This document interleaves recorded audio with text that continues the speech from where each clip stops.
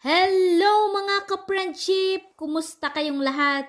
Ayan, naway nasa mabuti kayong kalagayan at walang anumang sakit na nararamdaman. Ayan, kumusta ang aking mga kapwa OFW sa aking mga kababayan saan mang sulok ng mundo? Ayan, at meron na naman tayong nasagap na balita. Ano nga ba ito mga ka-friendship? At kung bago ka pa lang sa aking YouTube channel, please like and share and don't forget to subscribe. At kung magustuhan mo, i-share mo na rin ito mga ka-friendship. At i-hit mo ang bell button para lagi kang updated sa aking mga bagong i-upload na video. Ayan, ano nga ba ito mga ka-friendship? Ayan, at naging marites na nga tayo. Pero ito naman mga ka-friendship ay kapupulutan natin ng aral, lalong-lalo na po sa ating mga kapwa OFW. Ang nabalitaan natin mga ka-friendship ay meron na naman tayong kababayan na muntik ng makasuhan dahil nga sa pagsasalita nila ng masasakit sa ibang lahi. Ayan, paalala lang mga ka-friendship at sa aking mga kapwa OFW.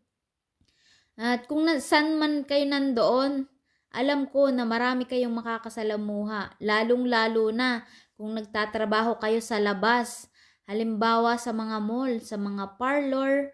Ayan, mag-iingat tayo ng ating mga binibitawang salita, lalong-lalo na sa ibang lahi. Dahil hindi natin alam kung marunong ba silang magtagalog or nakakaintindi ba sila ng Tagalog. Kaya mag-iingat tayo, katulad na lang itong nangyayari sa ating kababayan sa UAE, mga ka-friendship. Itong dalawang ito na ating kababayan ay nagtatrabaho sa isang parlor at meron silang naging customer na ibang lahi. So kung ano-ano yung sinasabi nilang masasakit doon sa ibang lahi na customer nila at hindi nila alam nakakaintindi pala ng Tagalog at nakakapagsalita ng Tagalog itong mga customer ng mga ito. So ayan mga ka-friendship, pasalamat pa rin sila dahil mabubuting tao at may mabuting puso ang ibang lahi na ito. Kasi nga hindi nila alam, ang ina pala nitong customer nila ay isang Pilipina at yung tatay naman ay isang Emirate. Mag-iingat tayo mga kapwa ko OFW sa ating mga binibitawang salita. Baguhin natin yung ating pag-iisip at pagsasalita ng masasama sa kapwa. Mas mabuti pa rin ang maging mabuting tao tayo. Kahit sino man yung makasalamuhan natin dahil alam naman natin na kapag tayo'y nasa ibang bansa, kailangan nating makisama.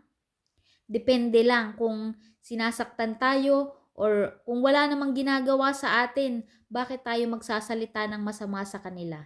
So yun lang, isang paalala lang ito sa ating mga kapwa OFW.